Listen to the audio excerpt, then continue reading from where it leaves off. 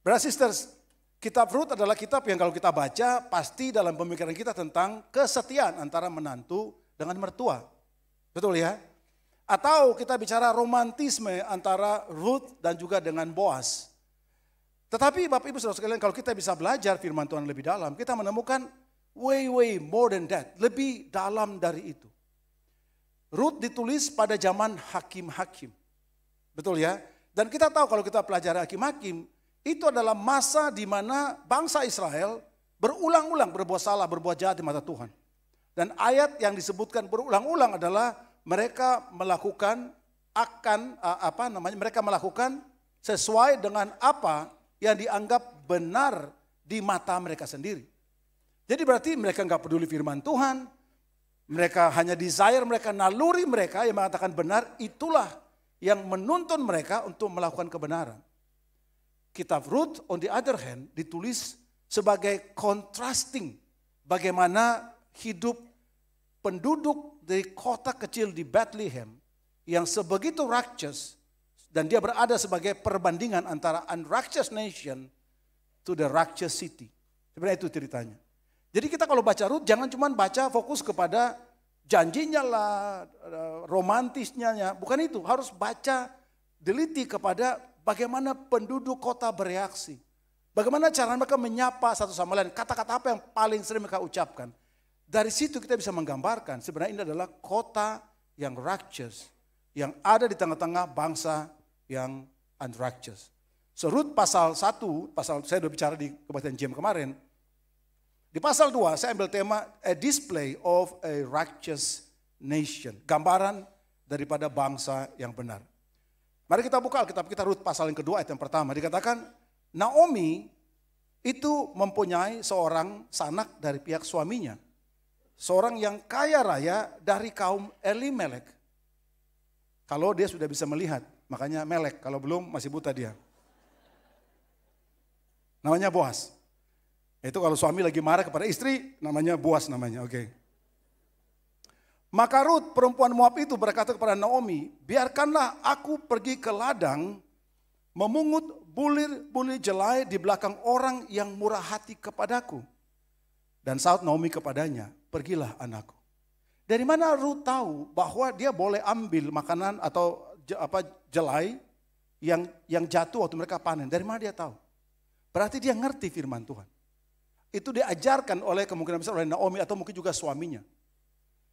Pergilah ia lalu sampai di ladang dan memungut jelai di belakang penyabit-penyabit. Kebetulan ia berada di tanah milik Boaz yang berasal dari kaum Elimelek. Nah, di khotbah saya di minggu lalu kita bisa lihat bahwa sebenarnya Elimelek ini bukan keluarga biasa-biasa, mereka keluarga kaya raya yang menjual semua ladangnya kemudian pindah ke Moab untuk hidup dalam kesenangan karena di Israel ada kelaparan. Sampai kemudian mereka kehilangan segalanya dan mereka balik. Itu kira-kira.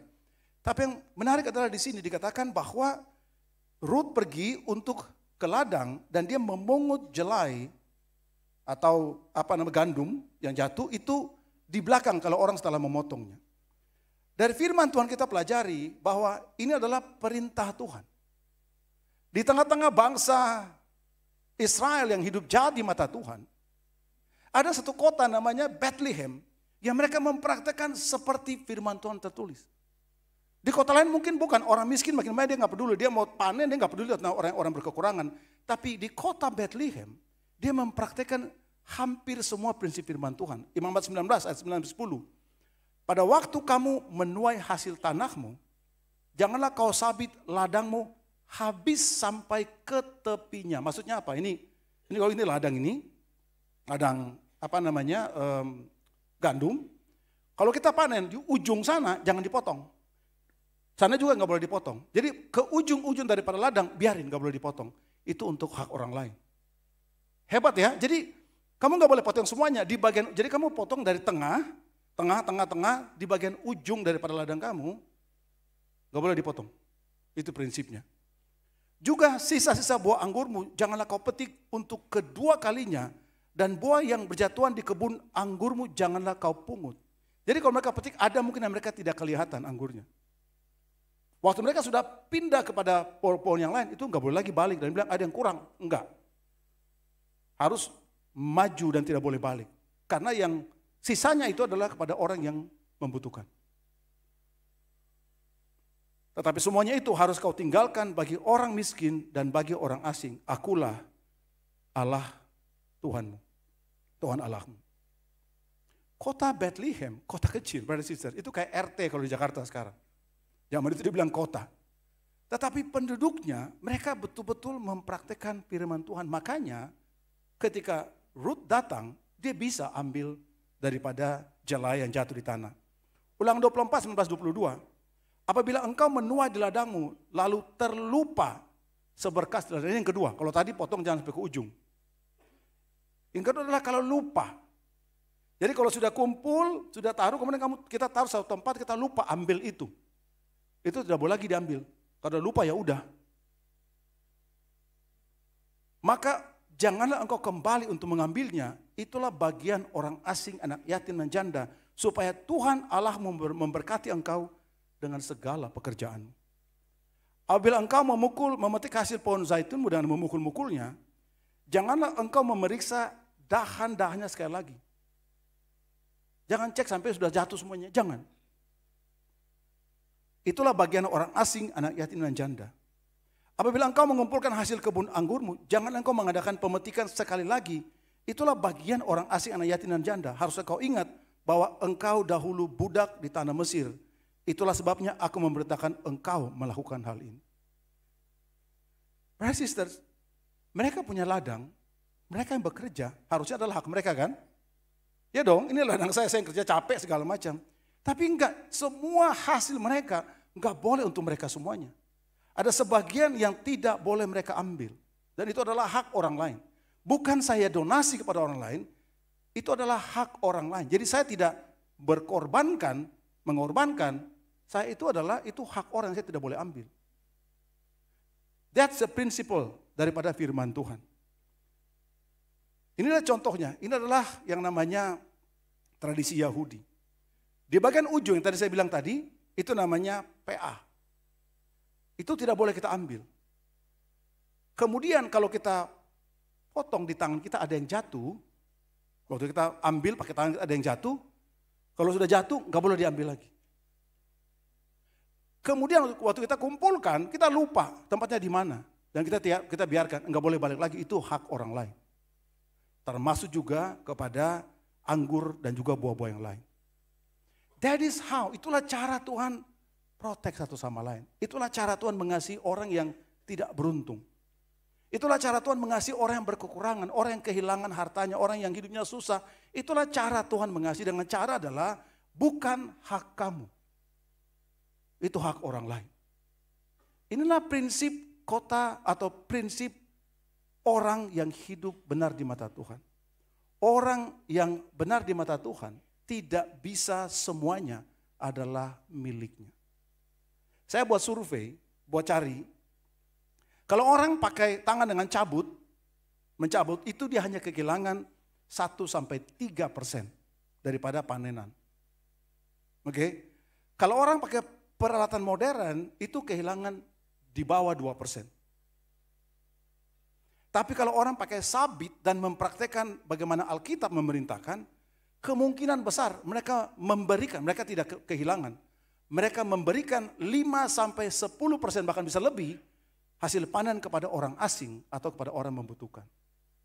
Jadi semua yang bangsa Israel punya, dia sudah ambil 10% kepada orang berkekurangan. Belum kepada Tuhan loh, kepada orang berkekurangan. Ini prinsip, brother sister. Tuhan tidak pernah ajar kita tuh maruk orangnya. Tuhan tidak pernah ajarin kita, firman Tuhan tidak pernah ajarin kita bahwa kita punya semua itu milik saya. Enggak ada. Alkitab berulang-ulang mengajarkan kepada kita apa yang kamu dan saya punya itu milik Tuhan. Dan karena itu semua yang kita punya harus ada portionnya. Enggak boleh semua dalam milik saya, enggak bisa. Semua penghasilan Bapak, Ibu dan Saudara sekalian ada porsinya. Ada portionnya, not everything punya kita. Ini harus mengubah, karena kota yang benar kelihatan adalah how mereka itu take care orang yang membutuhkan. Ini kota yang benar. Kalau tidak, seberapa kita mau menangkan orang, kita belajar Alkitab, it's a glory, betul. Tapi Tuhan lihat deeper than that. It's not about knowledge, kita bisa transfer ke orang, ngubah orang. Tapi hati kita praktekkan gak firman Tuhan, termasuk juga dalam prinsip ini. Atau apakah kita sayang orang berkekurangan? Apa kita menyisihkan yang kita punya memang kita kasih untuk orang yang membutuhkan? Karena prinsip daripada kota Bethlehem itulah righteous nation di antara bangsa yang tidak righteous. Dia kasih, dia bukan sacrifice, dia kasih porsinya kepada orang lain. So righteous nations, apportions, not everything. Apa yang Bapak Ibu dan saya punya, kita tidak punya semuanya, kita punya sebagian aja. Ada porsinya yang Tuhan telah tetapkan sesuai firman-Nya, yang ada bagian untuk rumah Tuhan, ada bagian juga kepada orang yang membutuhkan. Supaya ada namanya balance in life. Supaya ada namanya reciprocal, timbal balik, resiprokasi. Supaya ada hubungan yang baik, supaya ada balance dalam kehidupan. That is how Tuhan design. Dan kalau kita baca firman Tuhan, semakin banyak orang minta-minta pada zaman Tuhan Yesus, most likely mereka tidak memperhatikan prinsip ini. Kenapa pada zaman Tuhan Yesus banyak orang membutuhkan? Kenapa pada zaman Tuhan Yesus banyak orang miskin, banyak janda, banyak orang yang minta-minta, kenapa? Karena mereka lupa mempraktekkan prinsip firman Tuhan ini. Makanya kita bisa pelajari banyak hal terjadi pada zaman Tuhan Yesus. Karena banyak kota, banyak orang Israel tidak lagi mempraktekkan sebagaimana firman Tuhan. Jangan sampai kata-kata si Salomo, there is nothing new under the sun. Tidak ada hal yang baru di muka bumi ini. Yang berbeda cuma kita kasih nama. Matahari terbit, terbenam, sama, tidak berubah. Kita kasih nama Senin, Selasa, Rabu, Kamis, dan Minggu, kita yang kasih nama. Tapi hari tetap sama, matahari tetap sama, tidak ada yang berbeda. Oke? Jadi karena itu jangan-jangan kita kembali kepada bangsa Israel pada zaman dahulu, di mana hati kita seperti semua adalah milik saya. Apa yang saya dapat dari pekerjaan saya, apa yang merupakan keringat saya adalah untuk saya. Untuk keluarga saya. No, itu adalah a sign of unrighteous. Karena orang yang righteous, waktu baru dapat penghasilan, saya tidak bicara gereja mata duitan, no. Biblical principle. Waktu kita punya penghasilan, kita sudah tahu porsi-porsinya. Which portion kita sisihkan untuk orang membutuhkan, portion yang kita kasih juga untuk rumah Tuhan, kita sudah bagi-bagi. Baru sisanya untuk keluarga kita. Dengan jumlah, whatever yang jumlah kita mau, sesuai dengan kita punya kekuatan. Tidak ada pemaksaan jumlahnya. Tetapi itu prinsipnya, brothers and sisters. Bahwa bahkan pada zaman itu, di tengah-tengah bangsa yang tidak righteous, ada satu kota namanya Bethlehem. Dia praktekkan seperti yang Tuhan firmankan. Berulang-ulang, Imamat 25-23, Tuhan suruh tanah jangan dijual mutlak. Maksudnya bagi bangsa Israel, jangan jual semua tanah kamu. Karena akulah pemilik tanah itu. Sedang kamu adalah orang asing dan pendatang bagiku. Di mata Tuhan, kita ini asing dan pendatang. Di mata dunia, kita juga adalah asing dan pendatang secara firman Tuhan. Ngerti maksudnya ya? Jadi karena itu apa yang kita punya, kata Tuhan kepada bangsa Israel, kamu jangan jual semua ladang kamu, itu punya saya. Mazmur 24 ayat 1, Tuhanlah yang empunya bumi dan serta segala isinya, dan dunia serta yang diam di dalamnya. Whatever you have, Tuhan yang punya. 1 Korintus 10 ayat 26, karena bumi serta segala isinya adalah milik Tuhan. Once kita berpikir bahwa ini punya saya completely, dan kita mulai against firman Tuhan. Kita boleh kelihatan orang yang melayani, kita boleh kelihatan orang yang istilah yang semangat, being leader, tapi ketika berhubungan dengan wealth, belum tentu kita being righteous di mata Tuhan, belum tentu. Saya share ceritain aja, kan tahun 2003, 2009 kami berdua memimpin jemaat di Denpasar, Bali. Kita pada waktu itu, gereja juga keuangan masih nggak terlalu stabil pada waktu itu. Happen tuh saya punya teman-teman yang mereka lumayan oke lah dalam, juga keluarga saya ada. Jadi dari itu kita mulai kumpulkan uang-uang dari mereka hanya untuk membantu orang berkekurangan. Pada waktu itu kan tahun 2003 kan ekonomi Indonesia juga nggak terlalu bagus. 2008 kan ada sempat ekonomi nggak terlalu bagus kan. Tapi keyakinan kita adalah begini. Setiap anggota jemaat yang sakit di rumah sakit, kita yang biayai, gereja yang biayai. Karena orang membutuhkan. Semua. Ada orang yang anaknya lahirkan, kemudian kita lagi retret, dia balik di rumah sakit sudah buang air besar dan masih bayi, masih berapa hari, berapa minggu begitu. Dan dokter bilang ini ibunya jorok lah segala macam. Saya sampai taruh kartu nama, saya bilang, dokter, ada apa-apa, all the expense, saya yang tanggung jawab. Saya pendeta, all the expense, saya tanggung jawab. Kemudian dokter itu kumpullah, kebetulan dokter itu dokter juga anak-anak kita. Dia kepala bagian anak-anak. Kumpulin, kemudian dia panggil 2 dokter yang lagi ambil juga spesialis anak. Mereka diskusi, mereka cek ternyata anak itu kedinginan. Tiap hari dibiarkan tanpa baju dan malahnya pasti diare. Karena nggak tahu kota dingin kan. Akhirnya kemudian dimasukkan ke inkubator, sembuh dan sudah berusia 20-an tahun lebih sampai sekarang. All the expense, kita yang bayar. Ada saudari yang struggle, kemudian apalah segala macam, all the expense. Sampai pada satu titik di mana ada sister yang meninggal. Saudari dalam gereja meninggal. Saya bicara ini bukan kita mau lebih-lebihkan, no. You tahu hati saya. Istri saya kan dari keluarga yang keluarga berada, maksudnya dia. Tapi karena kalau mandiin mayat itu ada another expenses. Ibu pendeta itu kemudian mandiin mayat. That is how you love people. That is how you love the needy. You love to the point, apa yang kita susah lakukan, we give. Oke, gereja kalau orang sakit, that's why itu culture di Bali sampai sekarang. Kalau orang sakit sudah muncul jadwal. Orang di rumah sakit jadwal. Siapa yang rawat, siapa yang jaga, siapa yang bawa makanan supaya kepada orang yang rawat. Itu sudah keluar jadwal. That is how we taking care of one another. Walaupun gereja kecil ya, gereja besar mungkin kita akan find ada tim 7 yang luar biasa. But again, brothers and sisters, Tuhan mau bukan karena program gereja yang enable kita mau melakukan itu. Tetapi setiap hati kita, deep in your heart, you have that heart. Kita punya hati itu. Waktu kita punya penghasilan, kita sudah ada porsi yang kita taruh untuk brothers and sisters kita yang membutuhkan. Okay? That is our heart. Tapi yang paling gawat adalah kita pikir semua yang kita punya adalah punya kita. And kalau kita punya itu, we are against a righteous nation. Yang kedua, Rut pasal yang kedua ayat keempat. Lalu datanglah Boas dari Bethlehem.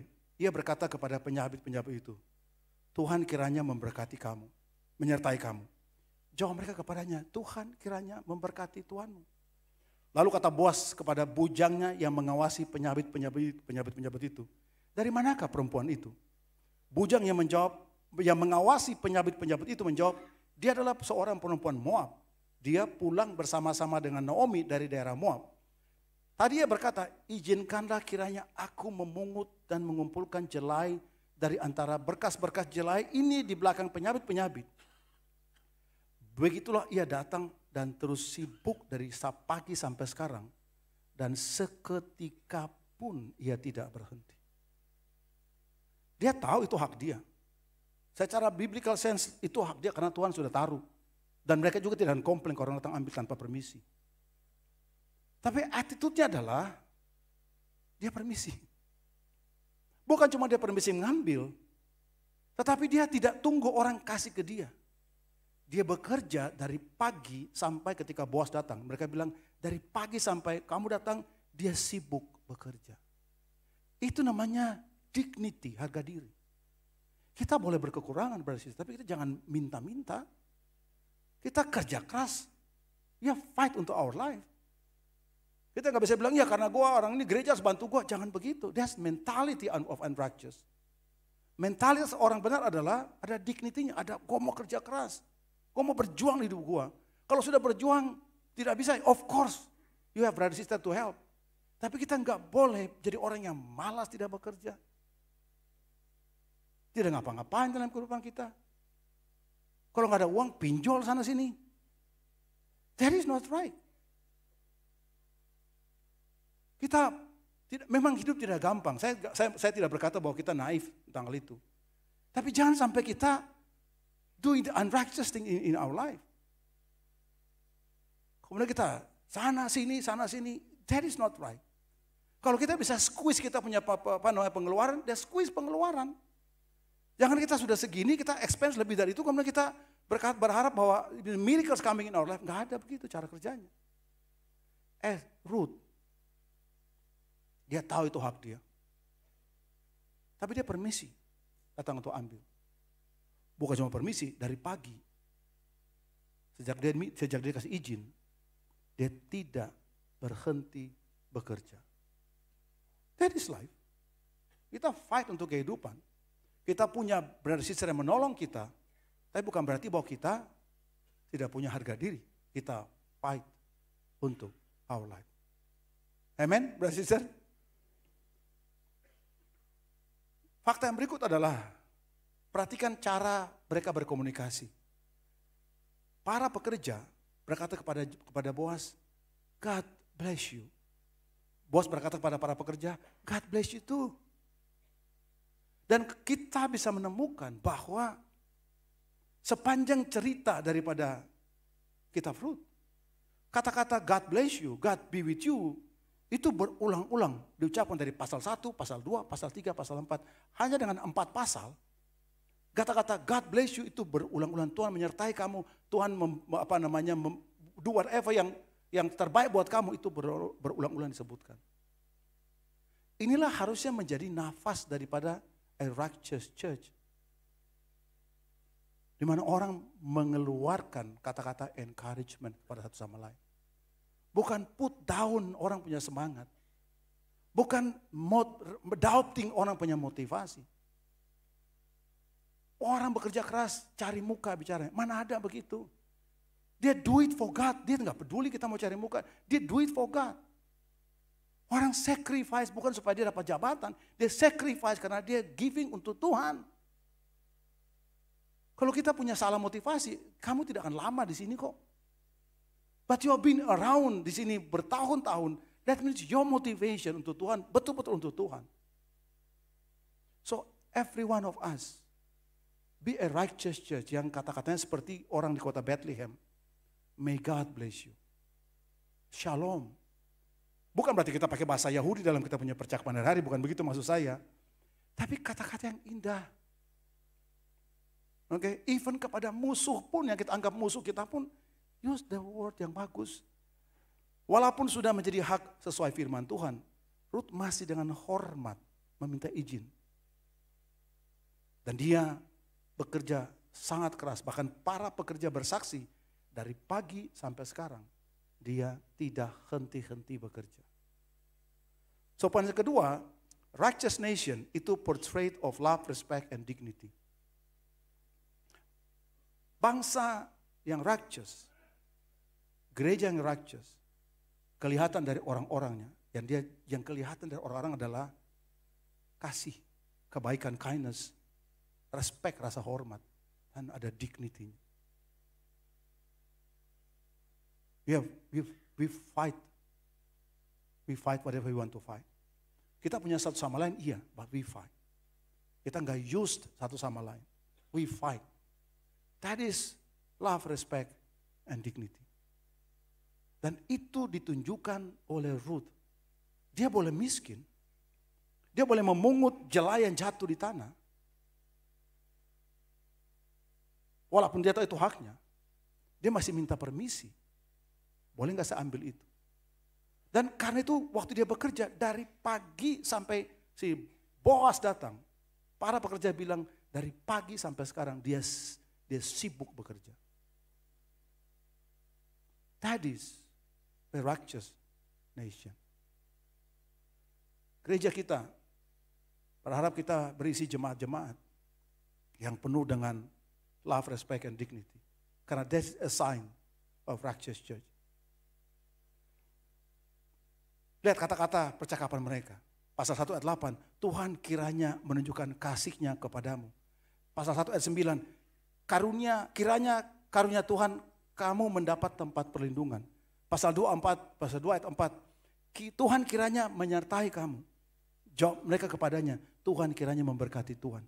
Pasal 2:12, Tuhan kiranya membalas perbuatanmu itu dan kepadamu kiranya dikaruniakan upahmu sepenuhnya oleh Tuhan Allah Israel yang di bawah sayapnya engkau datang berlindung.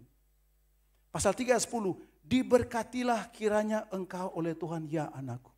Pasal 4 ayat 11, Tuhan kiranya membuat perempuan yang akan masuk ke rumahmu itu sama seperti Lea, Rachel dan Rea. Yang keduanya membangunkan umat Israel. There's a word, kind word yang diucapkan berulang-ulang brother sister. Bukan kata-kata negatif. Kata-kata teguran yang tidak membangun.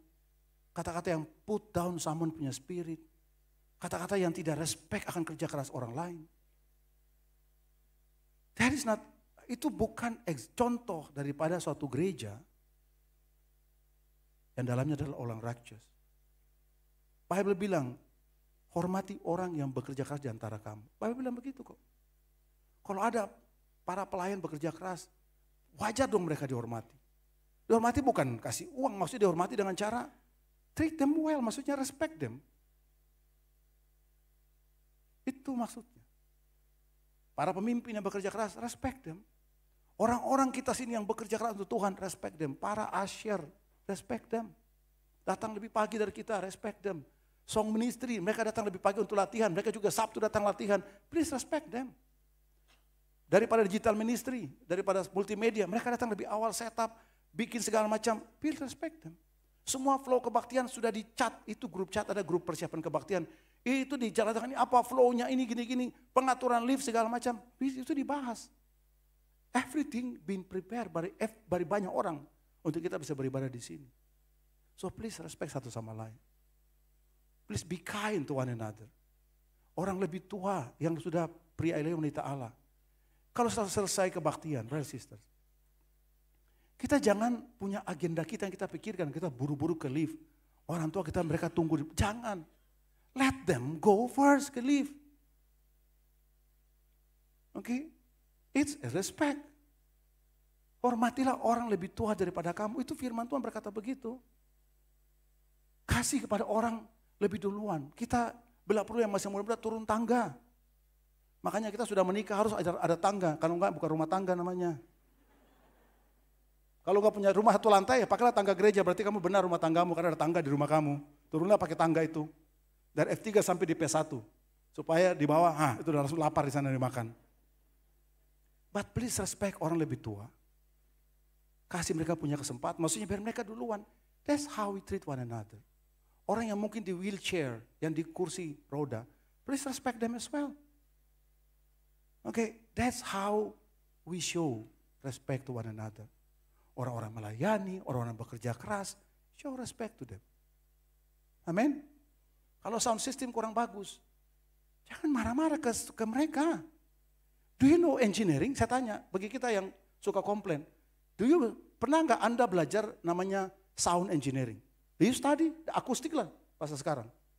Orang ngerti, saya dulu belajar akustik, sound engineering saya belajar, S2 saya. Untuk bisa bilang itu bagus harus pakai alat ukur namanya sound meter. Dia ukur semua baru dia pakai aplikasi. Oke, untuk matematika, untuk menentukan bagaimana suasana sound di tempat ini. Telinga kita itu bias. Telinga kita yang budak, orang telinganya lebih tajam, budak jadi ukurannya, yang tajam jadi budak tambah jadinya. So don't make easy judgment kepada orang. Karena we are not expert in that. Baca buku akustik gereja, dia bilang tidak fair kalau kita menentukan sound berdasarkan telinga kita. Karena itu nggak fair. Tapi you decide sound itu bagus adalah pakai alat ukur. That is fair. I'm telling you, karena ada orang komplain kepada mereka di belakang. Dan karena cara komplain juga bukan cara komplain yang respectful. Amin. So again kita bicara ini brothers sisters, supaya kita menjadi a righteous church. Kita juga buat salah di sana sini, we punya kelemahan sana sini, but we become better person karena kita mau jadi righteous church. Seperti kota Bethlehem, a righteous church. Pasal 2 ayat 8. Sesudah itu berkatalah Boaz kepada Rut, dengarlah dahulu anakku. Tidak usah engkau pergi memungut jelai ke ladang lain dan tidak usah juga pergi dari sini. Tetapi tetaplah dekat pengerja-pengerja perempuan. Oke, dia try to protect. Lihat saja ke ladang yang sedang disabit orang itu. Ikutlah perempuan itu dari belakang. Sebab aku telah memesankan kepada pengerja laki-laki, jangan mengganggu engkau. Mengganggu itu bukan bukan yang kayak seksuali haras, bukan. Maksudnya sweet begitu. Biasa kan zaman dulu, sekarang masih ada kan. Ada cewek cantik, sweet. Apa maksudnya? Itu maksudnya si Boaz gitu, oke. Maklum orang di kampung pada waktu itu kan. Emang dulu waktu kamu kuliah dulu, waktu masih SMA dulu gak ada gitu-gitunya. Sweet gak ada. Oke, kamu pahit-pahit semua, gak sweet semua. Kan ada manis-manisnya kan, makanya sweet, kan itu kan sebenarnya kita bicara. Oke. Atau saudari sini kamu tidak pernah ada bilang kamu sweet begitu kan, pasti ada kan kayak gitu. Nah itu maksudnya di situ, jangan ganggu itu maksudnya, sweet itu maksudnya. Kalau di gereja kan kagak ada maksudnya, oke. Supaya jangan ada yang mengganggu.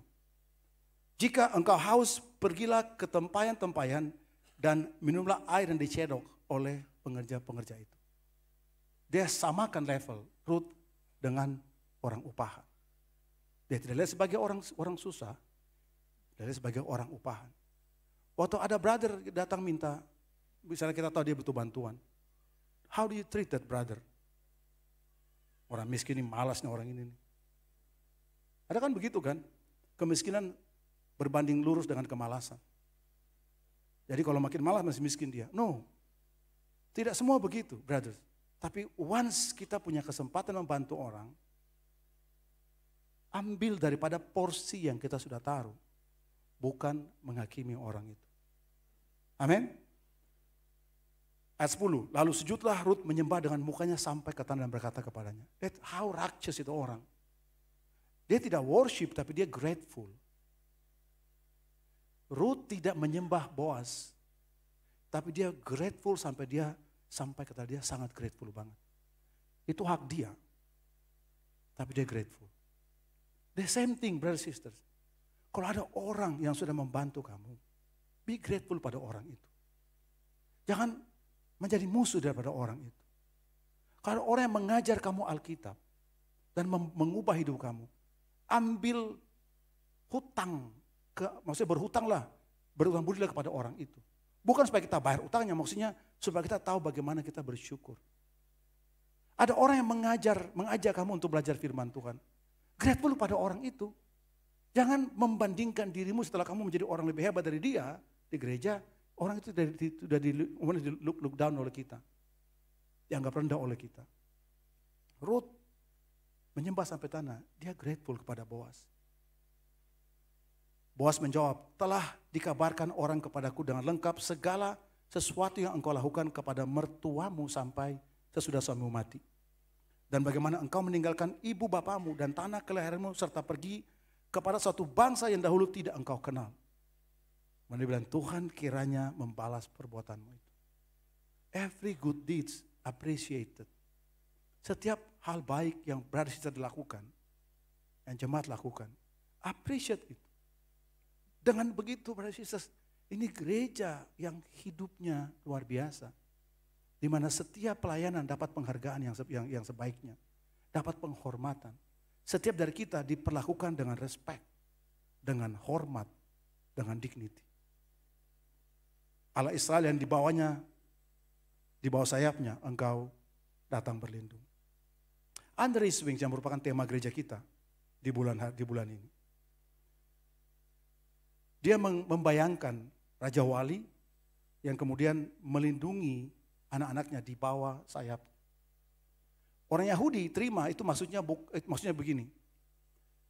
Ketika musuh datang, whoever the enemy daripada Raja Wali, kalau anaknya itu di luar dari sayapnya, dia nggak bisa protect.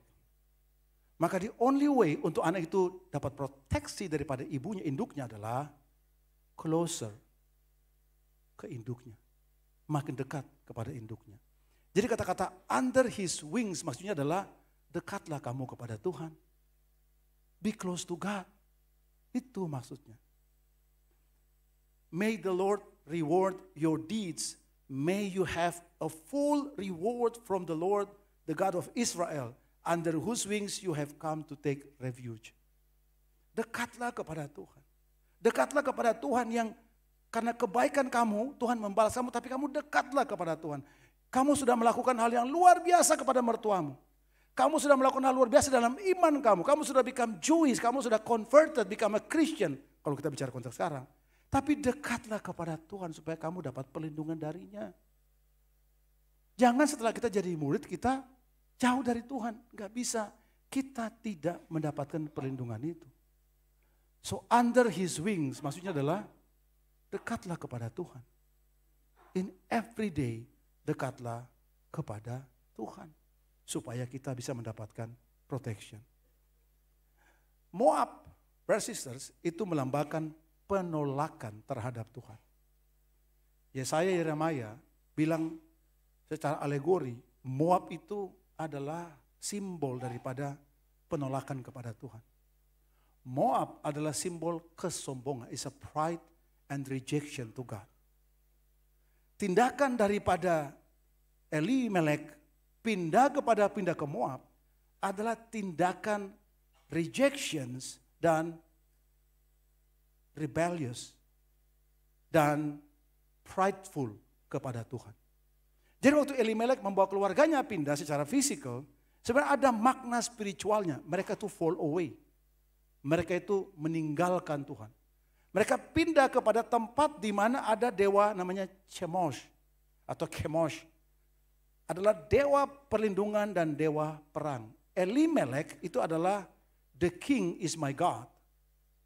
Jadi dan nama dia aja menunjukkan bahwa dia akan looking for place yang memberikan dia rasa aman karena ada raja yang kuat di sana, dia pindah ke sana.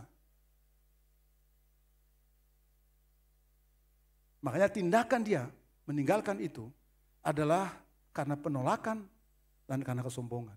That is Elimelek dan keluarganya, terutama Elimeleknya. Oke, tindakan mereka kembali itu adalah repentance yang mereka turns to God. Mereka bertobat. Sebenarnya cerita Ruth bukan cuma cerita tentang romantisme tadi, tetapi adalah tindakan di mana menggambarkan bahwa mereka telah bertobat, mereka kembali ke tanah perjanjian, dan mereka mendapatkan perlindungan sejati. Kali ini bukan perlindungan karena rajanya kuat. Kali ini perlindungan bukan karena di sana makmur. Kali ini perlindungan bukan karena negaranya kuat. Tapi pindah kota kecil yang namanya, balik ke kota kecil namanya Bethlehem. Karena di situ perlindungan sejati adalah dari Tuhan saja. Dan itulah tempat di mana mereka mendapatkan rasa aman. Rasa aman bukan karena raja, rasa aman bukan karena lagi berkelimpahan makanan, rasa aman bukan karena bangsa lagi baik-baik saja, rasa aman didapatkan karena dekat dengan Tuhan. Dan itulah the righteous nation. Yang ketiga, dia cari perlindungan dari Tuhan, protection from God. Oke, from God. Dan dia tahu bahwa hanya dari Tuhanlah dia dapatkan perlindungan itu. That is how a righteous nation. Dia tidak menaruh rasa amannya kepada hartanya. Dia tidak menaruh rasa aman kepada keadaan di negara. Dia tidak taruh rasa amannya kepada profit, tidak profit, kepada pekerjaan, bagus tidak bagus pekerjaan, kepada pertumbuhan ekonomi, kepada keadaan satu negara, peperangan, damai. Dia tidak taruh rasa amannya kepada keadaannya. Tapi menaruh rasa amannya hanya kepada Tuhan saja. Karena disitulah dia mendapatkan perlindungan. Amin. So Rut ayat 2 mengajar kepada kita 3 hal, brothers and sisters. Pertama, dia bicara tentang righteousness. Dan seluruh kitab Rut sebenarnya bicara tentang benar, hidup benar di mata Tuhan. Waktu bicara tentang harta kita tidak miliki semuanya. Ada porsi-porsi yang Tuhan mau kita bagikan.